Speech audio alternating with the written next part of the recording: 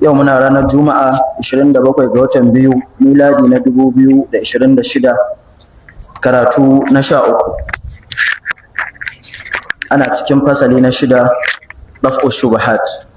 أعوذ بالله من الشيطان الرجيم بسم الله الرحمن الرحيم الحمد لله رب العالمين والصلاة والسلام على أشرف المرسلين. أعوذ بالله من الشيطان الرجيم بسم الله الرحمن الرحيم الحمد لله رب العالمين والصلاة والسلام على أشرف المرسلين وآله وصحبه والتابعين ومن تبعهم بإحسان إلى يوم الدين إنما الأعمال بالنيات وإنما لكل امرئ ما نوى ووجه الرابع. kafin shiga wannan fuska نعم alhamdulillah Allah ya kawo mu yau za mu gabatar da addu'a ta cika shekara 11 da wafatin mahaifiyarmu Sayyidatuna Zinatuddin. Allah ya ƙara mata karamar lahira. آمين Allah ya sa suna tare da shugaba sallallahu ta'ala alaihi wa sallama آمين da Maulana Amirul Jeshi. آمين. Wa muna haɗuwa cikin waɗannan addu'o'i liman Malam Ali Al-Khawwas da ita babbar yayarmu Sayyidatuna Hajaru da Sayyidatuna Habashiya yayata wacce ni ne mata zaman ɗaki نعم wacce ta yi shahada a lokacin haihuwarta ta farko. الله أكبر. Sai ita yaya kakar su Sa'adullahi نعم wacce Allah ya rasuwa shekarar ta wuce. Da dai gaba ɗayan waɗanda muka rasa, waɗanda na rasa da waɗanda muka rasa su a gidan baki ɗaya, magabatanmu iyalin Maulana Amirul Jeshi, ragowar 'yan uwana kamar su Aburin Mana na farko, kamar su Abdulsalami na farko, kamar su Mujtaba Sumahi da sauran duk wannan zuriya mai albarka waɗanda suka rigaye mu gidan gaskiya, da kuma rashe-rashe na dukkanin Muhammada musamman 'yan wannan makaranta mai albarka, ko musamman waɗanda Allah ya karɓa a wannan shekara ta bana, tun da kan Malam Umar wannan dattijo wanda muka karatun shekarar ta wuce tare da shi, wanda ya haura shekara 110. Allah ya masa wafati dab da fara karatun namu na bana. Allah ya kira shi. Da kuma rashe-rashe da muka yi bayan mun fara karatun, akwai daga 'yan wannan makaranta waɗanda iyayensu Allah ya musu rasuwa, akwai waɗanda mahaifiyarsu ta rasu, akwai kuma wanda mahaifinsu Allah ya masa rasuwa, Malam Abdullahi Warure. To dukkaninsu waɗanda na tuna da waɗanda na rafkana da waɗanda na sani da waɗanda ma labarin bai iso garin ban san rasuwar tasu ba, gaba ɗaya muna shigowa da su cikin wannan addu'a. Allah ya sabunta rahama gare su. آمين يا رب. Albarkar irin hidimar da ake gabatarwa a wannan makaranta, albarka wannan littafi wanda ba taɓa samun littafin da ya hidima a janibin shugaba sallallahu ta'ala alaihi sallama irinsa ba. Albarkacin mai littafin, albarkacin kuma wanda aka yi littafin saboda shi. صلى الله عليه وسلم. Allah ya ji kansu baki ɗaya, ya ji kanmu da mu da su baki ɗaya, kuma a sahun farko Maulana Amirul Jeshi, tushen duk wannan albarka da wannan haske. Kuma ina riskarwa cikin addu'a Alhaji Hamisu mai goshi wanda ban san rasuwarsa ba sai kamar kwana 4 da suka wuce nan na gamu da ita yattawa mai ɗakinsa a nan take gaya mu wai ya ma fi shekara da rasuwa wajen shekara 2 da rasuwa amma ni ban sani ba wanda ya gaya mu to muna shigar da shi cikin wannan addu'a Allah ji kansa Allah gafarta masa da dukkan rashe-rashen da muka yi Allah gafarta musu marasa lafiyar mu Allah ka tashi kafadun su Allah ka ba su lafiya musamman malam Maisara kuma muna daɗa haɗowa dai cikin wannan addu'a babban rashin da wannan makaranta ta yi a cikin wannan shekara ta shi mai jamin baƙi Dr. Malam Abubakar ɗan jika Allah sabunta rahama gare shi da shi wanda ya fara jamin karatun na farko Malam Bazullahi shehun halka da magabacin nasa shehun halka na farko Shehu Muhammadu Bashir lokacin magabatan namu Shehu Yusuf Makwarari, Shehu Ibrahim Makwarari, Malam Sharif Haddadi, Malam Sani Baƙin Ruwa, Malam Musa Baƙin Ruwa, Malam Baban Asibiti, Malam Suleiman Hausawa, Malam Abbas Magashi, Malam Uba Magashi, Shawush Uba kenan, Malam Nadala, mai ɗakinsa da ita ma ina jin a cikin wannan shekarar ne Allah ya mata rasuwa da dukkanin dai magabatan namu da suka rigaye mu muna haɗo da su cikin wannan addu'a ta wannan rana mai tarin albarka Allah ka sabunta rahama gare su Allah ka sa suna tare da abuta da rakiya ta shugaba sallallahu ta'ala alaihi wa sallama mu kuma Allah ka ba mu guzarantar da su ka ba mu cikawa da imani da mu da su baki daya Allah ka hada mu a gaban sayyidina rasulullahi sallallahu ta'ala alaihi wa sallama wannan fada matsarkakiya wacce babu fada irin ta ko a duniya ko a lahira Allah kaskar da mu zuwa gare su albarkacin shugaba sallallahu alaihi wa sallama kuma ina miƙa godiya ta musamman ga ɗaukacin 'yan uwa da suka taya mu gabatar da wannan addu'a waɗanda suka yi khatamomi na alƙur'ani da wanda suka yi na dala'il khairati da waɗanda suka yi adadai na salatoti na salatin shugaba masu hailala masu istighfari masu suratul ikhlasi masu bayar da sadaka musamman shi kanin nawa Malam Askiya irin hidimar da yake a wannan rana to da shi da dukkanin masu hidimtawa saboda niyya da nufin Allah kai ladan zuwa ga ita mahaifiyar tamu Allah saka musu da alkhairi Allah ninnin kalada Allah ya tukuici da gidan aljanna alfarmar shugaba sallallahu ta'ala alaihi wa alihi sallam amin kuma ina ƙara haɗuwa cikin addu'a yarku Shafa'u da mai gidanta injiniya Izzuddini Allah ya saka musu da alkhairi Allah ya ƙara musu albarka Allah ya albarkaci zuriyarsu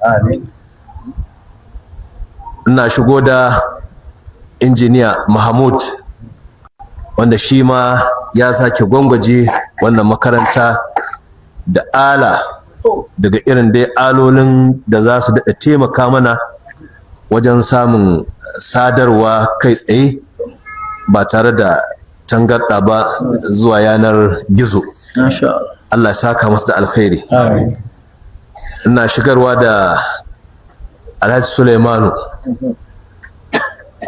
tsayayyen ɗan wannan makaranta cikakken masoyi gari ne wanda a yanzu haka ya kama hanyarsa zuwa wajen shugaba to Allah ya kai su lafiya ya dawo mana da su lafiya Allah kuma ya karɓi ziyara da umara Allah albarkaci iyalinsa da zuriyarsa akwai ɗan uwa da ya bajinta wacce a sigar yanda ya min ita babu wanda ya taɓa min irinta. Shekarar ta wuce na yi bara, na yi roƙo ga Muhammada duk waɗanda Allah ya rubuta zuwa ziyarar shugaba. Na yi barar duk wanda ya je isar da gaisuwa ta ga shugaba, ya miƙa ƙoƙon barata ga shugaba. To shi na san da dama an amsa an yi ɗin. Allah ya saka kowa da alkhairi. To shi ina daɗa keɓantarsa, Alhaji Lajin sunansa. Shi da ya je gaban shugabar, kyamara ya kunna. A gaban shugaban yana rikodin, yana isar da gaisuwa ta, ya nemi addu'o'i sannan kuma ya turo min. Na ji irin addu'ar da ya min da gaisuwa ta da iyar a gaban sayyidina Rasulullahi sallallahu ta'ala alaihi sallama. To Allah ya saka masa alkhairi. Yan uwa duka da suke gabatar da gaishe-gaishe na a wannan tsarkakakkiyar fada, suke miƙa ƙoƙon barata a gaban shugaba, Allah ya saka musu da alkhairi. Allah ya musu tukuici da gidan aljanna. Ina dai amfani da wannan dama ina isar da gaisuwa da fatan alkhairi da addu'a ta alkhairi ga masoya wannan makaranta, masu bibiyar mu ta kafafen yaɗa labarai da masu bibiyar mu ta social media. Tun daga masu bibiya cikin Najeriya har zuwa waɗanda suke bibiyar mu a waje, za a gani daga jiha-jiha mutane sukan faɗi cewa ni ina bibiyar ku daga jiha kaza ko ƙaramar hukuma kaza ko gari kaza. Wani ma ya ce ni daga Libya nake sauraron ku, wani ya ce daga Saudiya yake sauraro, wani ya ce daga Dubai, wani ya ce daga China yake bibiya, wani ya ce daga Kamaru, wani Ivory Coast. Ga su nan dai. To in na samu lokaci wani zuwan din nakan ɗan lalleka, to nakan ci karo da ire-iren waɗannan. To saboda uzurai nakan so ya zama duk wanda ya yi irin wannan na masa abin da kuke kira reply, na amsa gaisuwar da ya turo min, na masa addu'a ta alkhairi. To babu lokaci kuma abin da yawa, kuma abu ne da in ka taɓo kaiwa wani ka tsallake wani, to kuma ka buɗo wani shafin kuma. To don haka dai gaba ɗaya na dunkule su, ina amsha gaishe-gaishen da ake min, to gaba ɗaya ina amsa kuma ina muku fatan alkhairi da addu'a ta alkhairi. Allah ya saka muku da alkhairi, da mu da ku baki ɗaya. Allah ya ƙara mana ƙaunar shugaba sallallahu ta'ala alaihi wa alihi sallam. Kuma musamman masu bibiyar makarantar waɗanda ba sa iya jurewa sai sun taso daga nisan gari, sun taho sun zo sun yi arba da ni saboda kurin su saurari karatun koda na rana guda ne. Wani zai taho daga Sokoto, wani daga Zamfara, wani daga Funtuwa, wani daga Zaria, wani daga Daura, wani daga ƙananan hukumomi na nan jihar Kano, kamar Malam Usman da nake masa bangajiya, ina fata ya isa gida lafiya.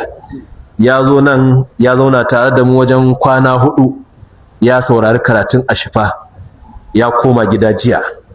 To da shi da dukkanin irinsa da suka yi wuta kakkiya suka zo don su saurari wannan karatu mai albarka, to ina miƙa gaisuwa ta musamman gare su da addu'a ta alkhairi. Allah ya saka musu da alkhairi bisa ƙauna da soyayya. Allah tabbatar da mu akan ƙaunar shugaba sallallahu ta'ala alaihi wa sallam. Amin amin. Na'am. Wa wajhur rabi'un, sannan akwai fuska ta hudu. نعم ذكر الرواة لهذه الفضية wata ita ce cewa masu ruwaitar da wannan labari sun ambaci cewa نعم أن فيها نزلت وإن كادوا ليفتنونك, cewa wai a cikin wannan hadisa ne da suke riyawa Allah ya saukar da wannan aya, inda Allah yake cewa in kadu la yaftinunaka al-ayataini, har zuwa ƙarshen waɗannan ayoyi guda biyu.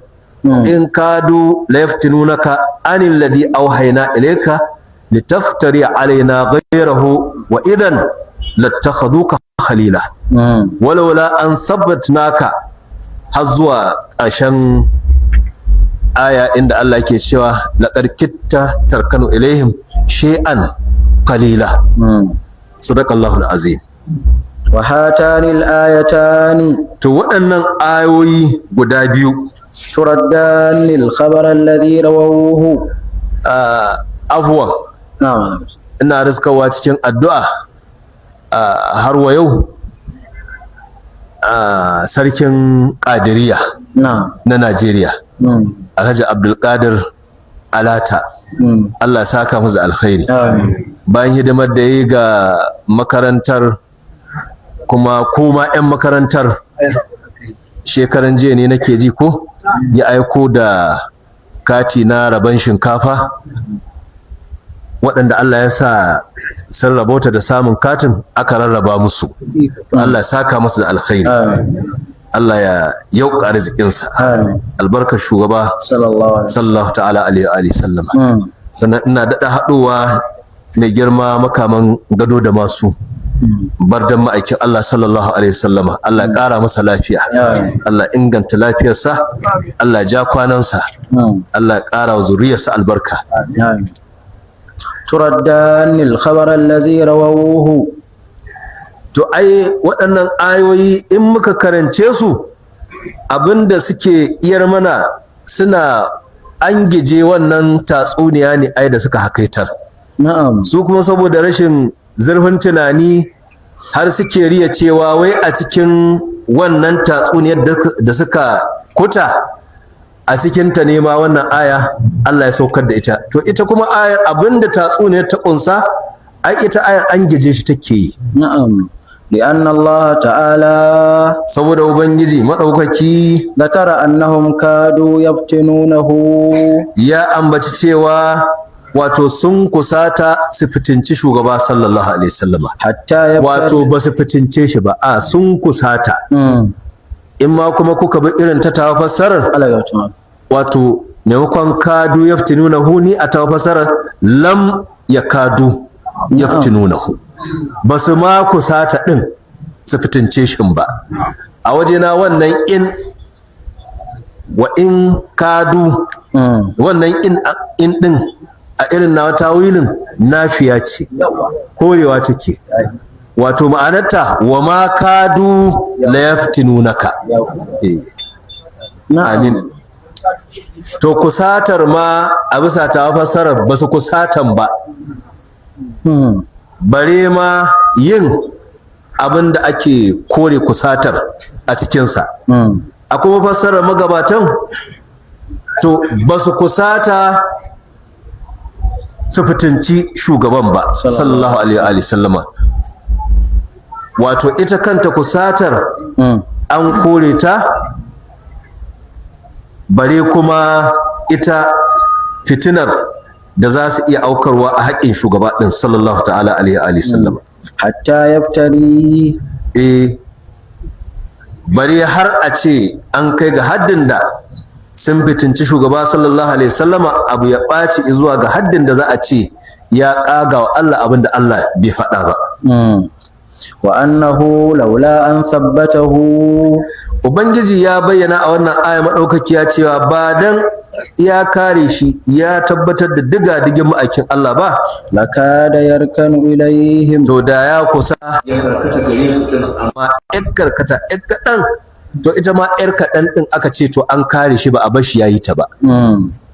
fa madmuna haza wa mafhumuhu daka abun kunsar wannan aya kuma abun fahimtar wannan aya anna Allah ta'ala asamahu min an yaftari cewa ubangiji madaukaki ya kare shugaba sallallahu alaihi wasallama gabaran ya girba wa Allah ƙarya wa sabbatahu ubangiji ya tabbatar diga-diginsa hatta lam yarkan ilaihim qalilan haddai bai bashi ya karkata zuwa gare su koda karkata yar kaɗan ba fa kaifa kathiran to yaya ga karkata me wato wawa kekiyar karkata mai tarin yawa irin wannan karkata da har zai zama abu ya bayi zuwa a ce shugaba ya girba wani abu ya shigo da shi cikin alkur'ani wanda baya daga alkur'ani wal iyazu billahi. وهم يرون في أخبارهم الواهية ga su a wannan tatsuniya tasu yasasshiya suna ruwaitowa cewa أنه زاد على الركون cewa ma'aikin Allah ya ma haura karkata zuwa ga mushrikan abin da ya hamma ya wuce karkatar gare su والاقتراء بمدح آلهتهم wato ya kai ga haddin wal iyazu billahi har ya girba wa Allah inda ya bi gumakansu. السلام وأنه قال صلى الله عليه وسلم kuma har suka riya cewa wai shugaba sallallahu alaihi wasallama wai da kansa yayi itirafi yana cewa أفرأيت على الله وقلت ما لم يقل iftaraitu نعم افتريت على الله wai abu sariya wasu suka ce wai shugaba yana cewa wai ya kaga wa Allah وقلت ما لم يقل wai ya faɗa abin da Allah bai faɗa ba wai shi shugaban shine yake faɗan haka wal iyazu billahi. وهذا ضد مفهوم الآية wa ma qadaru rasulullahi haqa qadri. وهذا ضد مفهوم الآية to wannan tatsuniya da suka kitsa ta kishiyanci abin da ayar take fahimtar da mu. Ita aya ta tsarkake ma'aikin Allah ta tabbatar da garkuwa wacce Allah ya wasu yadda Rasulullah cewa ba a bar shi ya karkata zuwa gare su ba komai kankantar karkata. To wanda aka kare shi bai karkata ba, karkata ma aka ce bai karkata ba, bari har ya kai ga haddin fitintuwa ya biye musu ya bi son zuciyarsu. To karkatar bai yi ba zuwa ya fitintu da son zuciyar tasu, to ya har zai zama ya ƙetare karkatar ya ƙiƙare fitintuwar da su, abin ya kai ga haddin ya musu abin da su akan kansu ba su taɓa mafarkinsa ba, ba su taɓa zatonsa ba, ba su taɓa tsammaninsa ba. Na wannan ƙazamin al'amari mara daɗin ji da suke girba suna da'awar har yana itirafi yana ya ƙaga wa Allah wal iyazu billahi. وهي تضعف الحديث لو صح.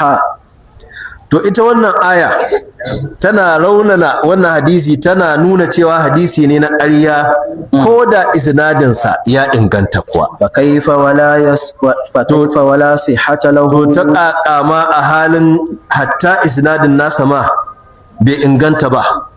To ko da mun ƙaddara ma isnadin nasa ya inganta, to matanin nasa na ƙarya ne. Dole a cikin masu isnadin nan akwai wani rubɗeɗen maƙaryaci da ya shirga mu aikin Allah ƙarya. وهذا مثل قوله تعالى في الآية الأخرى. To kun dai ji irin yanda magabatan suke warwara ko suke yanyana suke tankaɗe da rairaya. In aka zo aka ci karo da abin da bai ingantan ba daga sunnar shugaba sallallahu ta'ala alaihi wa sallama.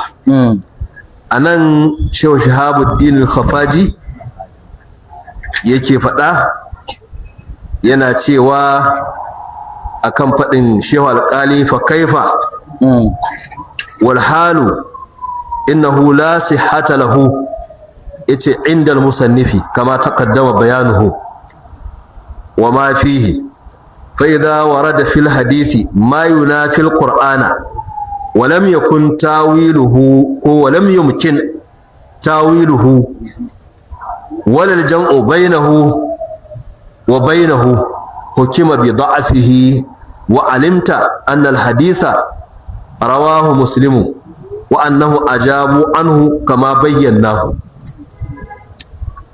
To anan yake sajjala wannan nukta ko fa'ida mai ƙimar gaske, inda alƙali yake gaya mana cewa ko da mun ƙaddara ingancin isnadin wannan hadisi, wannan aya ta angije shi. Da haka ayat ta ƙaryata daga isnadin har matanin ayat ta ƙaryata su, da haka ba za a saurare shi ba. A nan sai Shehu Hafaji ya masa jemage yake cewa wannan shine hukunci a cikin hadisi idan abu ya zo cikin hadisin ma'aikin Allah sallallahu alaihi wasallama ya kore abin da aya ta tabbatar ta alƙur'ani kuma ya zama malamai suka rasa wata hanya da za su iya yi wa wannan hadisi tawili ko ita ayar tawili yadda zai zama an kaucewa karo tsakanin ayar alƙur'ani da kuma hadisi da aka danganta da sayyidina rasulullahi sallallahu alaihi wasallama ce in aka rasa hanyar tawili tsakaninsu aka rasa wata hanya ta ilimi da za a daidaita tsakanin wannan karo da ya bayyana tsakanin hadisi da aya ta alkur'ani ya ce to dole a zartar da hukuncin cewa wannan hadisi na ma'aikin Allah ba bai inganta daga sayyidina rasulullahi ba sallallahu ta'ala alaihi wa sallam dole a san cewa wannan hadisi ne wanda yake ba ingantacce ba. In hadisi ya inganta daga sayyidina rasulullahi sallallahu alaihi wasallama ba zai taba karo da aya alqur'ani ba.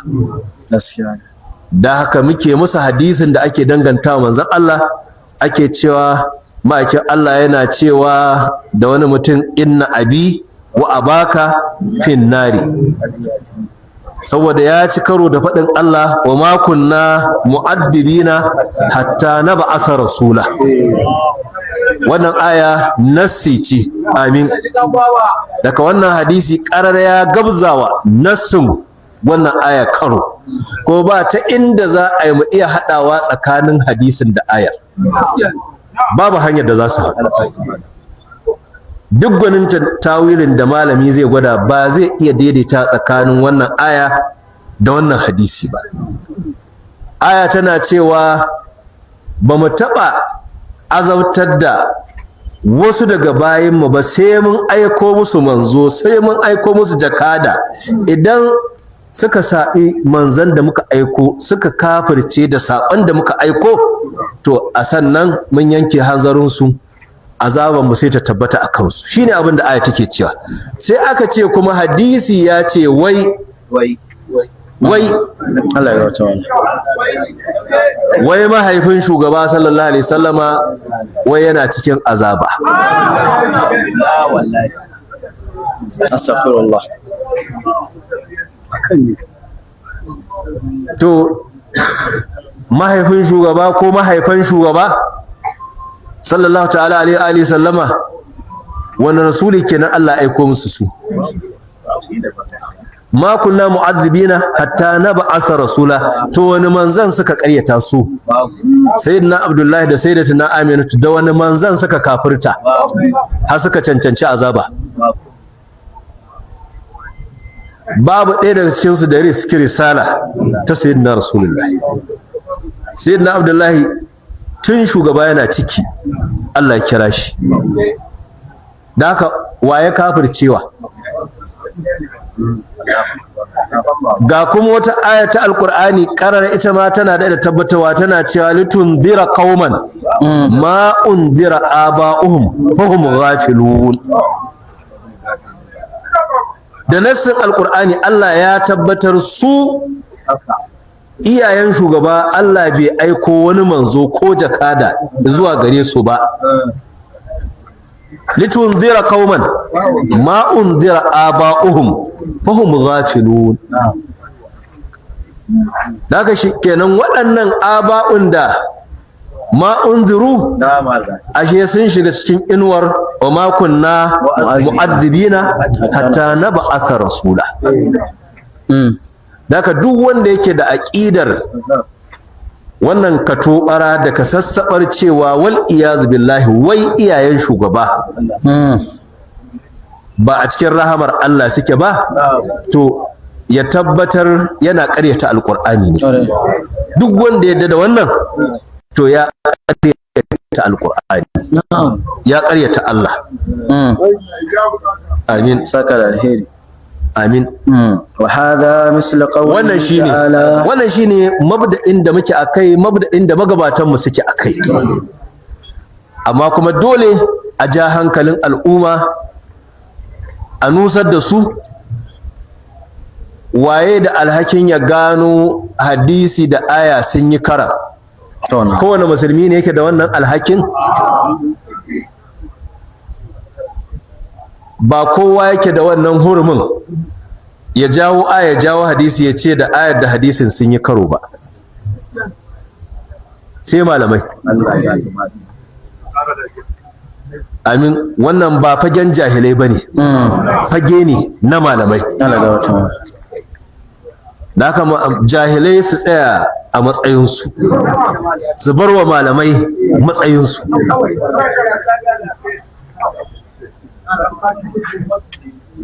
In kuwa ba a ji bari ba, to za a ji hoho. Za ka je garin kankan ba da gidu-gidu, za ka je bisa tantagaryar jahilci kana ƙaryata manzon Allah sallallahu ta'ala alaihi wa sallam. Saboda za ka zo bisa jahilcinka, ka iya naka jahilcin ka kalli aya ka kalli hadisi sai ka ga sun yi karo, a halin ba su karan ba. Akwai hadisai da jahilai za su kalle su a matsayin sun ci karo da ayoyin alkur'ani, a halin babu wani karo tsakanin hadisan da ayoyin. Ƙarancin ilimi shine tuci me wannan zato, me wannan wahani. Na ka mu dinga yi kanmu adalci, mu dinga yi kanmu insafi. Kowa ya tsaya inda Allah ya tsaye da shi. Amin. Wa hadha mislu qawlihi ta'ala fil ayati al-ukhra. Wanda duk yake da aqida cewa duk hadisin da ya saba ya ci karo da alqur'ani, ko duk hadisin da ya yakushi alfarma ko kima ko daraja ko mutuncin sayyidina rasulullahi sallallahu alaihi wasallama, bai yadda da wannan hadisi ba, in dai hadisin ya yakushi mutuncin sayyidina rasulullahi, in dai kuma hadisin ya ci karo da ayat alqur'anin, ya tabbata hakan, to wannan mu ma ita ce mazhabar mu. Haka kenan, in dai mutum ya gaskata akan haka, to ashe ba mu da sabani da shi kenan. Mu ma abin da muka imani da shi, abin da muka yarda da shi, abin da magabatanmu suka yarda da shi, abin da kuma suka fahimta kenan daga addini, kuma abin da suka iyar mana kenan, cewa idan hadisi ya yi karo da alƙur'ani ba zai inganta ba. Amma fa in ya yi karan, ba in kai ka zaci cewa ya yi karan ba, in a haƙiƙa ya ci karon da ayata alƙur'anin, to ba zai inganta ba. Ba idan ana ka zaton ko ana ka jahilcin ya ci karo da aya alƙur'ani ba. Haka na kuma in hadisi ya yakushi kima da daraja da martaba sayyidina rasulullahi sallallahu alaihi wasallam, dama dole duk hadisin da ya yakushi alfarman manzon Allah dole ya zama ya ci karo da aya alqur'ani. Da alqur'ani ba abin da yazo da shi illa mutunta sayyidina rasulullahi, illa bayyana girman sayyidina rasulullahi, illa ɗaukaka sayyidina rasulullahi. Haka duk yayin da za a samu hadisin da ya yakushi alfarma da kima da daraja ta sayyidina rasulullahi, tilas a jingine wannan hadisi. Amma shi ma ɗin in ya inganta cewa ya taɓa alfarmar ko mutuncin na sayyidina rasulullahi. Yanzu kamar a karatukan kwanakin baya, misalin da na baku, kun ga hadisin tsaga kirjin manzon Allah sallallahu alaihi wasallama, shaqqu sadri. Akwai masu kuskuren fahimtar wannan hadisi, su a tasu fahimtar suna ganin cewa wannan su sai suka yi masa kallon kamar ya yakushi martaban manzon Allah. Nan kuma na yi muku warwara da manufar hadisin da saƙon da aka kunshe mana a cikin hadisin. Hadisi bai kunshi komai ba sai darajar manzon Allah, sai girman manzon Allah sallallahu alaihi wasallama. Da kaga anan dan wani yayi mana da'awar cewa hadisin shaqqu sadri ya yakushi darajar manzon Allah sallallahu alaihi wasallama, ba za mu sawo masa ba. Haka ba za mu juya wannan hadisi baya saboda maganar wani da ya kuskure fahimtar hadisin ba. Amma sai aka ci karo da hadisi aka ce wai shugaba sallallahu alaihi wasallama yana bawali. Astaghfirullah. Kun san ƙarashin? Astaghfirullah. Wannan hadisi ba ta yanda zaka wajahar da shi, ba shi da wata fuska in ba cin mutuncin manzon Allah ba, ba shi da wata fuska in ba keta alfarman manzon Allah ba. Haka kowaye ya ruwaici wannan hadisin ba za mu yadda da shi ba, ba za mu aminta da shi ba. Ba Bukhari ba, ba Muslim ba, ba Muwadda ba, in akwai littafar da sun fi waɗannan inganci ya zo a cikinsu cewa shugaba ya yi wannan aikin ko aika-aikar, ba za mu yadda ba, ba za mu gaskata ba. Ba shugaban halitta ba, musulmi mai mutunci ma baya haka. gaskiya Shi mai faɗar ya yadda da wannan hadisin, ai ubansa ma baya yin haka.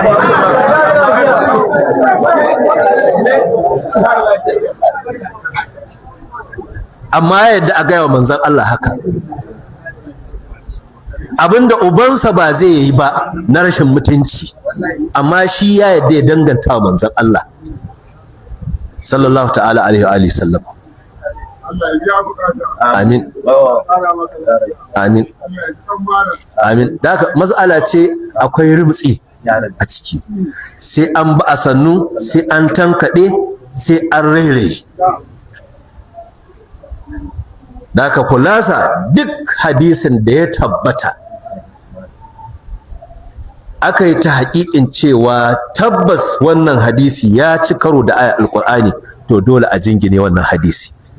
Na da ƙara muku misali, sai aka samu hadisi ya zo da cewa mu'awwizatani ba alƙur'ani ba ne, ba sa daga alƙur'ani, addu'o'i ne daga addu'o'in sayyidina rasulullahi, amma ba alƙur'ani ba ne. Kuma akwai a cikin Muslim ɗin, ban sani ba ko akwai a Buhari ɗin, amma dai a cikin sahihan akwai. Wannan a wajen wasu malaman hadisin wannan hadisi ne ingantacce, amma gashi yana da'awar cewa mu'awwizatani ba sa daga alƙur'ani. Da haka ƙalubale ga dukkan mai da'awar cewa duk abin da ya zo cikin Buhari da Muslim ya inganta. Yanzu ka yadda kenan har wannan hadisin da yake cewa mu'awwizatani ba sa daga alƙur'ani, to in ka yadda sai ka fara daga ƙur'anin gidanku, ka fara kankare mu'awwizatani daga ciki. Duk almajiran ka sa su shafe mu'awwizatani daga alƙur'ani.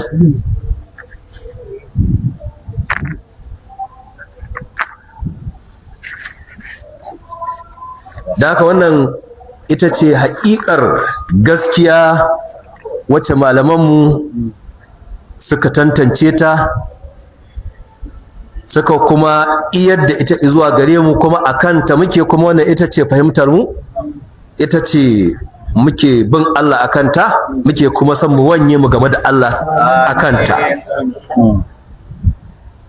Inda ya tabbata cewa an samu karo tsakanin aya da hadisin shugaba sallallahu alaihi wasallama, karan da babu wata fuska da za a iya daidaitawa, to ba zai yi a jingine alƙur'ani a ɗauki hadisi ba, saboda shi alƙur'ani qat'iyyu thubuti ne, amma sunna ta sayyidina rasulullahi zanniyatu thubuti ce.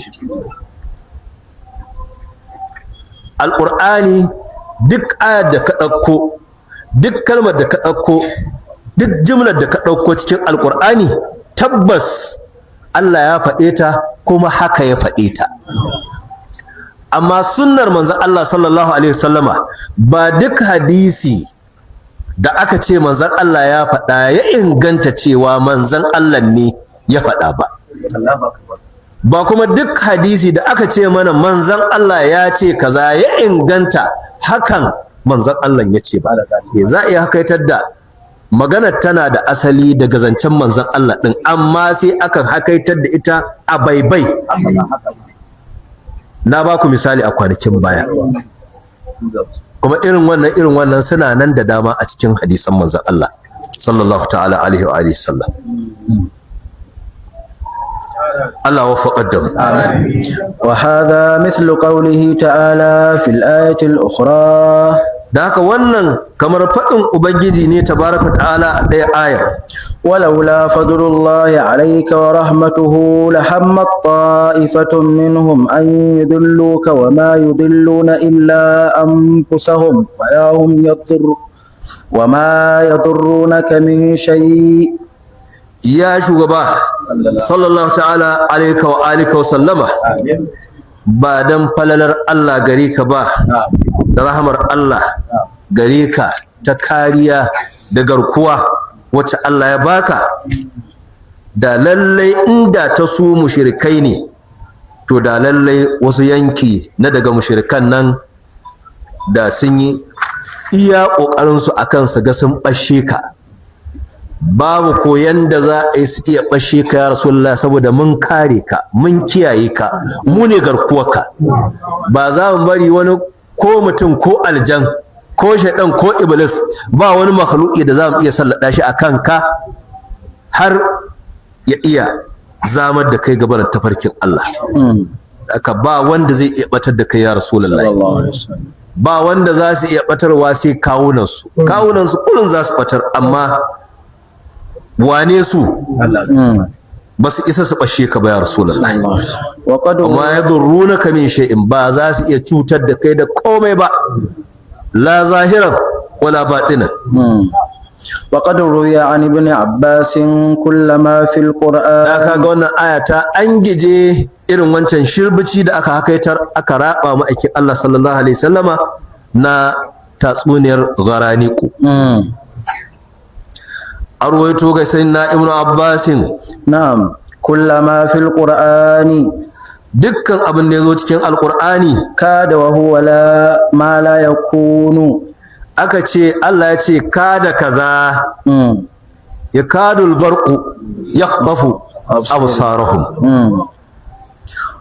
Nan kuma aka ce wa in kadu la yaftinunaka. To da abin da ka ji kafin a ambace shi sai da aka gabatar da ambatan kada, to wannan abin alqur'ani kore shi ake yi, ba tabbatar da shi ake. Na'am. Yakadul barqu yakhtafu absarahum, ai ma khatafa absarahum kenan. Na'am. Nan wa in kadu la yaftununaka, wato ma fatanuka ya rasulullahi, shine abin da aya take nufi. Ma fatanuka ya rasulullahi, ko lam yaftinuka ya rasulullahi. Walam yadhhab, gashi Allah yana faɗa ya kadu sana barqihi yazhabu bil absar a wata aya. To gashi kuma kaga abin da ake nufi din, wato wannan haske na wannan walƙiya bata tafi da gannan nasu ba, ai ba su makance ba a saboda wannan walƙiya. Wa akadu ukhfiha wa lam gashi a wata ayar Allah yana cewa inna sa'ata atiyatul akadu ukhfiha wa lam yaf'al, ina kusa in boye ita alkiyamar, wato ina kusa in boye na'am lokacin alkiyamar. Kaga aya tana cewa kenan ashe bai boye lokacin ba ga wanda ba a boye masa ba. Na'am. An boye ta ga wanda aka boyewa, amma ba a ɓoye ta ba a haƙƙin wanda ba a ɓoye ta ba, wanda shine sayyidina Rasulullah sallallahu alaihi wasallam. Shi kadai Allah ya sanar lokacin alƙiyama a wannan al'umma, kuma abin da aka sanar da shi na lokacin alƙiyaman nan yana daga sirrin da Ubangiji bai masa izinin ya iyar da shi ga wani makhluki ba. Haka da Jibril ya zo yana neman ya tayar da balli, yake cewa akhbirni anis sa'ati, sai yake cewa da shi malmas. Sayyidina Rasulullahi wala qad talabahu quraishun wa thaqihatihim, cewa di yayin da zai wuce da gumakansu, an yuqbala bi wajhihi ilaiha, yuqbila, na'am, an ya juya kurin abin da suke so, kurin suke neman arziki a wajen ma'aikin Allah. Duk san wala rakana, Mallam Ibn al-Ambari Abubakar abu daga abinda wato waɗannan fassare-fassare na ta zo mu ji ta ne kawai. Na'am. Tan waɗannan fassare-fassare. Na'am. ولم يبق في الآية إلا أن الله تعالى امتن على رسوله بإسمته. da haka kenan tun da waɗannan fassare na shirbici ba za su iya tabbata ba, wanda masu ƙarancin ta haƙiƙi ko kuma waɗanda ajizanci na ɗan adam santsinsa ya kwashe su na daga malaman musulunci suka yi wa irin waɗannan ayoyi irin waɗannan baragurin fassare-fassare, to ashe ba abin da ya rage illa cewa abin da Allah yake nufi da wannan aya wato shine bayyana wa sayyidina rasulullahi jeranto masa irin ni'imar da Allah ya gare shi, yana tunasar da shi fa cewa shine ya kare shi, shine ya masa garkuwa, bai bashi ya karkata zuwa gare shi ba, gare sun ba sallallahu alaihi wasallam. yana cewa aikinsa ne, falalarsa ce, karimcinsa ne ga sayyidina rasulullahi, bai bashi wato fitinar su ta ratsa shi ba, bai bari ya karkata zuwa gare su ba, komai kankanta karkata sallallahu alaihi wasallam. Wa tathbitihi bima kadahu bihi al-kuffaru. Ya kuma labarta masa irin tabbatar diga-diginsa da ya yi, bai bar irin kaidin kafirai ya girgiza shi ba. Waramu min fitnatihi, da abin da suka nema na fitintar sayyidina rasulullahi, sai Allah yake tunasar da sayyidina rasulullahi cewa ya rasulullahi mu ne fa duk muka yi maka garkuwa daga waɗannan fitinu, mu muka kare kafa, ban bari sharri da kaidi da fitina waɗannan fitinannu sun yi tasiri gare ka ba, ya zama muka yi musu abin da ake kira wato lallan garega, nan gani nan bari. Duk kaidinsu duk makircinsu a gare ka, to nan gani nan bari. To haka muka yi maka ya Rasulullah sallallahu alaihi wasallam.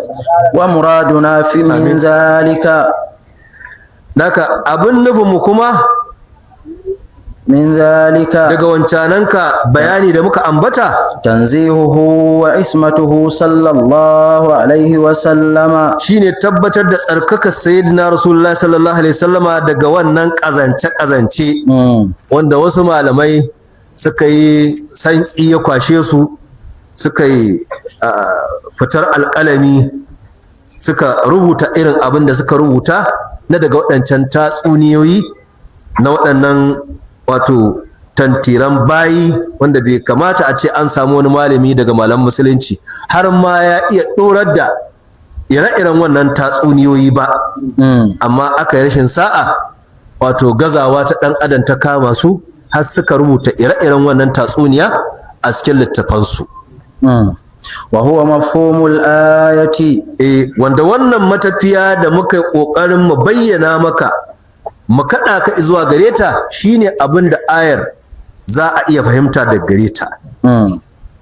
Wa amma ma'akhadhu thani, amma marka ta biyu, fa huwa mabniyun ala taslimil hadisi law sahha, to a bargina ce a bisa sallama ingancin wannan labari ko tatsuniya, za ma mu iya sallamawa taslimi jadali, wato mu gwada gwanintar ilimin mantiki kenan da ilimin falsafa,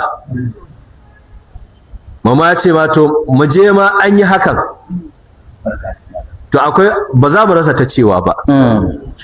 wa qad azana Allah min sihhatihi, to kuma ma alhamdulillah Allah ya kiyashe mu ma cewa ma bai ingantan ba, to amma dai saboda wa amma bi ni'mati rabbika fa haddis, to irin falalar da Allah ya mana baiwa, mu in ma an ce ma in an kaddara ma abin ya inganta ma ba za mu rasa ta cewa ba, da haka bari mu jarraba. Na'am, walakin ala kulli halin, a bisa kowane hali dai, ko da mun kaddara ingancin wannan tatsuniya, faqad ajaba an zalika immatul muslimina, wasu gagga daga malaman musulunci sun ba da amsa akan hakan, hatta a kaddara cewa kyan gaske bulbul da ita wasaminu ta sha hujja. Akwai kuma wata amsar da za ka gani wani malamin ya bayan ita kuma za ka ganta a kanjame a rame ba kyan gani. فمنها ما روى قتادة ومقاتل أن النبي صلى الله عليه وسلم, to daga irin wannan ya samu shugaba sallallahu ta'ala alaihi wa sallam, عند قراءته هذه السورة wai yayin karatunsa ga ita suratu wan-najmi to wai da yazo daidai kan afara'aytumul lata wal uzza wa manata thalithata lukhri to a daidai nan sai tasirin gyangyaɗi wai sai ya kama shugaba sallallahu ta'ala فجرى هذا الكلام على لسانه wai sai wannan kuma baƙaƙen kalmomi sai suka fito daga bakin ma'aikin Allah بحكم النوم kullum ba an kara ba kuma sai ga kuma tilkal zarani qulqula wa inna shafa'ataha la turtaji بحكم النوم wai saboda hukuncin uzuri na mai ramtsawa وهذا لا يصح wato gyangyaɗi shehu na alƙadi ya ce wannan tawilin ba zai inganta ba إذ لا يجوز على النبي صلى الله عليه وسلم مثله saboda irin wannan kasassaɓa ba za ta inganta ba a haƙƙin shugaba sallallahu ta'ala alaihi wa alihi sallama في حالة من الأحوال a kowane irin hali ne daga halayen ma'aikin Allah idansa bi a buɗe ko kuma a halin ya rumtsa wanda hatta a halin ya rumtsa dama shi yasa ba ma sakin bacci a haƙƙin shugaba sallallahu alaihi wasallam rumtsawa نعم kakka kira bacci a haƙƙin manzon Allah saboda shi da kansa ya kore bacci gabaransa ya ce inna ainayya tanamani wala yanamu qalbi Mashi Allah ya ce idanuwa na ne suke rumtsa diyan da kuke zaton bacci nake manzon Allah ya ce ba bacci nake ba idanuwa na ne suke rumtsawa amma zuciyata a koda yaushe a watsa take ce a watsa take a farke take tangararan zuciyata take sallallahu alaihi wasallam a koda yaushe yana cikin munajati yana cikin mushahada yana cikin halara ta yaya zai yi bacci na amin idan da ya tozali da ubangiji ya zai yi bacci Allah zuciyar da take kallon Allah ina ita ina bacci la ilaha illallah wannan gardi wannan daɗi wanda ba zai misaltu ba me za ka yi da bacci kuma daga sanda ka rabota da wannan babban arziki wanda babu irinsa daga duniya har lahira subhanallah wala yakhluquhu Allah ala lisanihi masu bacci da ai mu kenan masu munshari masu mulgin bayin katifa bayin matashin kai mu kenan waɗannan Allah ya wuce ba shugaban halitta ba sallallahu ta'ala alaihi wasallam wala yakhluquhu Allah ala lisanihi bare har kuma ma alaka masa wani abu da aka sani daga mai bacci wanda ake kira wato gengedi hasbunallah na'am wala yakhluquhu Allah ala lisanihi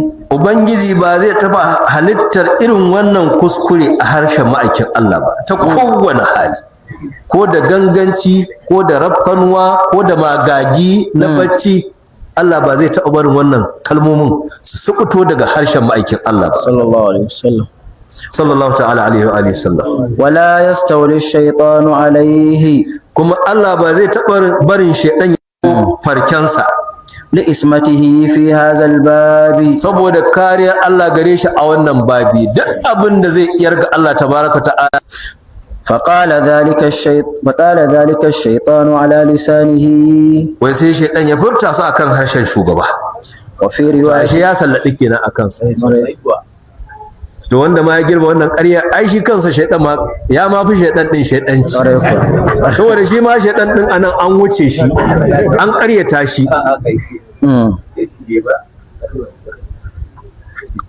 hatta shaidan din anan wato an ƙure shi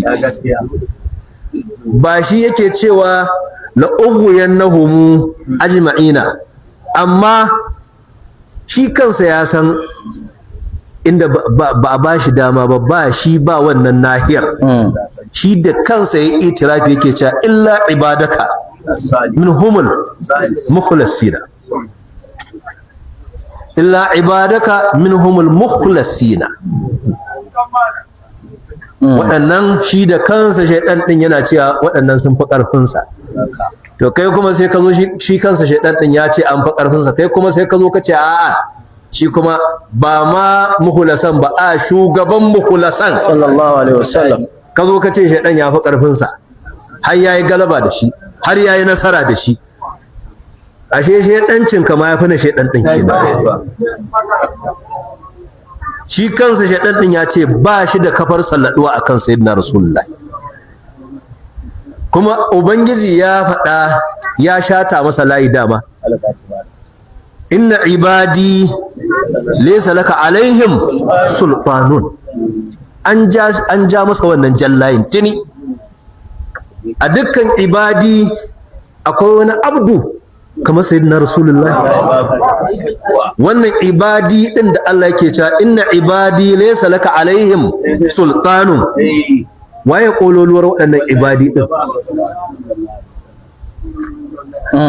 sallallahu ta'ala alaihi wa alihi sallam وفي رواية ابن شهاب عن أبي بكر بن عبد الرحمن to wannan wata fuskar kenan to za mu shiga wata fuskar وفي رواية ابن شهاب a riwayar ibn shahabin عن kuma أبي بكر بن عبد الرحمن amanan min al-ahwal ya khayr alimi بذل سؤالي يا حبيبي وحاكمي أجرني من النيران يا خير راحمي وصلي على المختار من آل هاشم شفيع الورى يوما إذا أمرهم شرقا